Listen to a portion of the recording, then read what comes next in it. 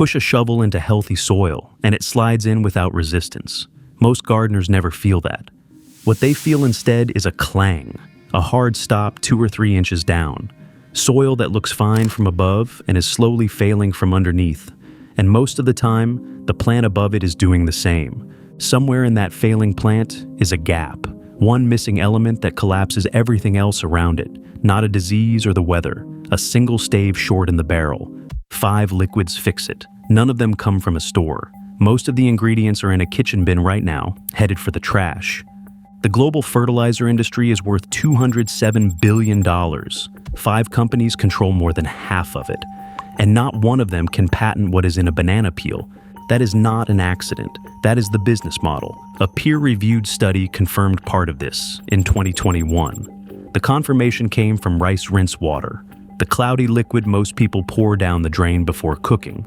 What the research found should not have surprised anyone who had been paying attention to old farmers, but it did. Welcome to my channel. Every video unearths one more secret they forgot to bury deeper. That kitchen knowledge has roots. They go back to 1840, to the University of Gießen, where a German chemist named Justus von Liebig was changing the way the world understood plant nutrition. Liebig was working on a problem that had frustrated farmers for generations. Plants were dying in fields that looked perfectly fertile. Crops were failing on land that had produced abundantly the season before. Nobody could explain why. Liebig could. He described it with a barrel, staves of different heights, water rising only to the shortest one.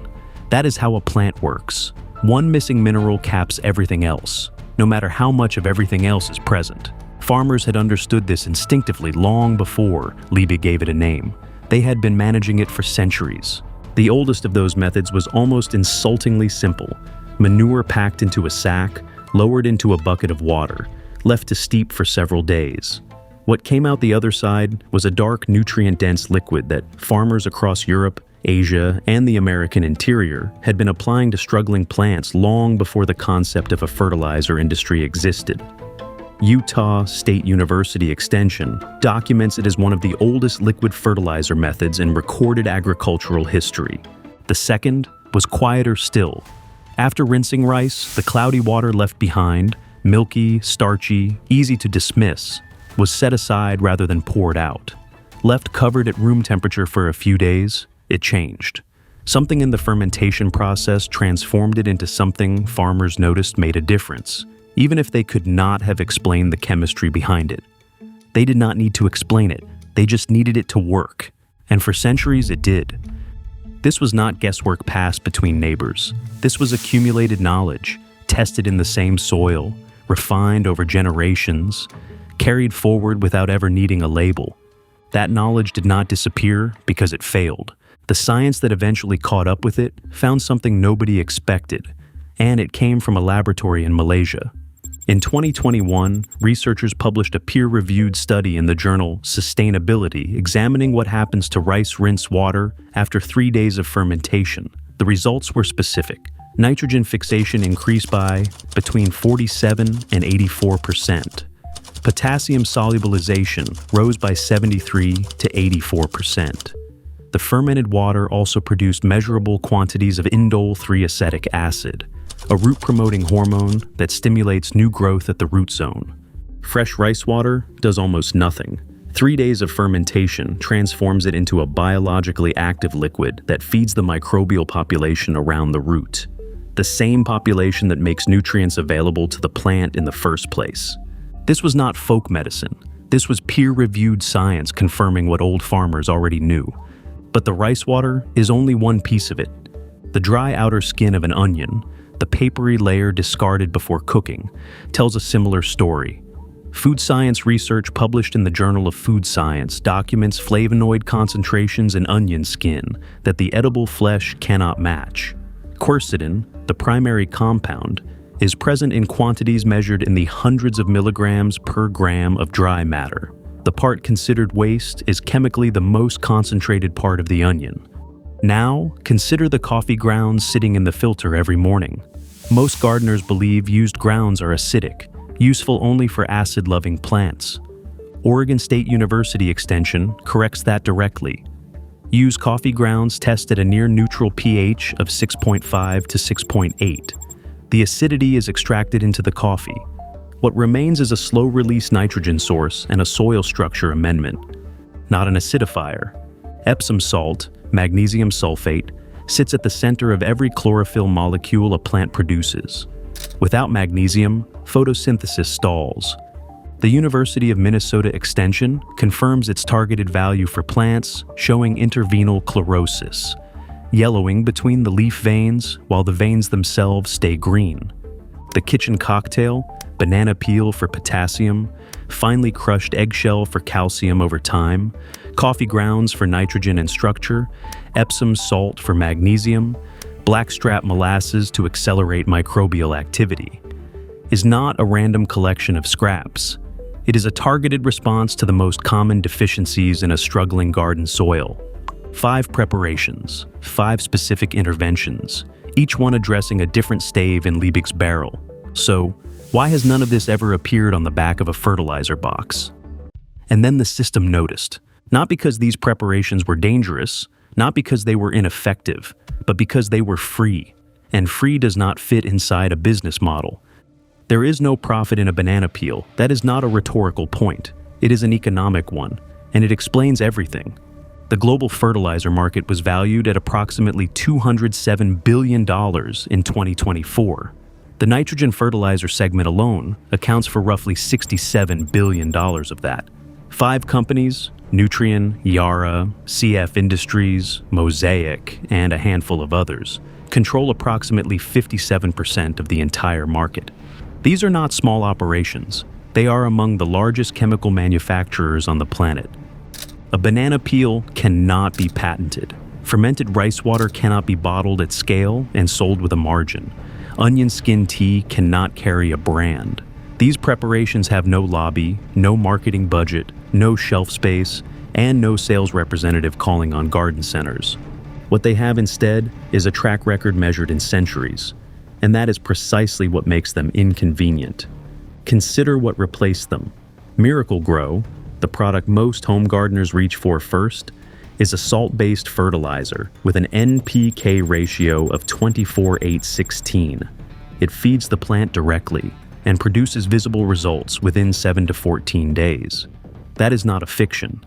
The short-term growth is real. But it feeds the plant, not the soil. The moment the application runs out, the plant is dependent again. Another purchase, another season, another box. The 5 preparations in this video work differently. They feed the microbial population in the soil, the biological engine that makes nutrients available to roots in the first place. They rebuild what the soil needs to function on its own. They cost almost nothing because the inputs are things most households discard before breakfast. The system has no mechanism for selling that. Here is what the system did produce. The same nitrogen chemistry that makes synthetic fertilizer possible also produces runoff. Fertilizer applied in excess, or simply carried by rain from agricultural land into waterways, feeds algae instead of crops. The algae blooms. It depletes the oxygen in the water. Everything else dies. In 2024, NOAA measured the Gulf of Mexico dead zone at approximately 6,705 square miles, roughly the size of New Jersey. More than 4 million acres of water rendered effectively uninhabitable for fish and marine life. The primary cause is nitrogen and phosphorus runoff from agricultural land in the Mississippi watershed. The same chemistry that feeds approximately 3.8 billion people also feeds that dead zone. 2 true things at once. Neither of them appears on the label. The knowledge that predates all of it has no runoff problem. It has no dead zone. It has no label because it never needed one. That is not a coincidence. That is the point. Everything described here can be made this week. No purchase necessary, no special equipment, just what is already in the kitchen and the yard. Start with onion skin tea. Collect the dry outer skins before cooking. The papery layers most people discard without thinking. Steep a handful in a quart of cool water for 24 to 48 hours until the water turns amber. Apply directly to the soil at the base of the plant, never on the leaves. For fermented rice water, rinse uncooked rice and reserve the cloudy water. Cover it and leave it at room temperature for 3 days. A faint sour smell means the fermentation is working. Dilute 1 part to 10 parts water before applying to the root zone. The kitchen cocktail combines banana peel, eggshell ground as fine as possible, used coffee grounds, 1 tablespoon of Epsom salt, and 1 tablespoon of blackstrap molasses in a gallon of warm water. Leave it for 3 to 5 days. Dilute it 1 to 10 before applying. Soil only, never on seedlings. For vegetable scrap brew, collect kitchen scraps, cover with water, and ferment for approximately 2 weeks. Dilute heavily, 1 part to 30 parts water, and apply to soil only. The concentration is strong enough to damage young plants if used undiluted.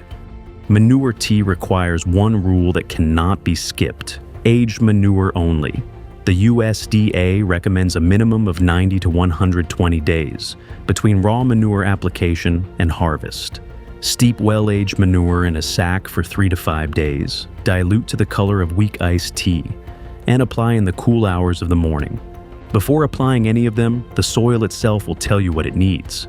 Dig a coffee can-sized hole and fill it with water. If it is still standing an hour later, the soil is not draining.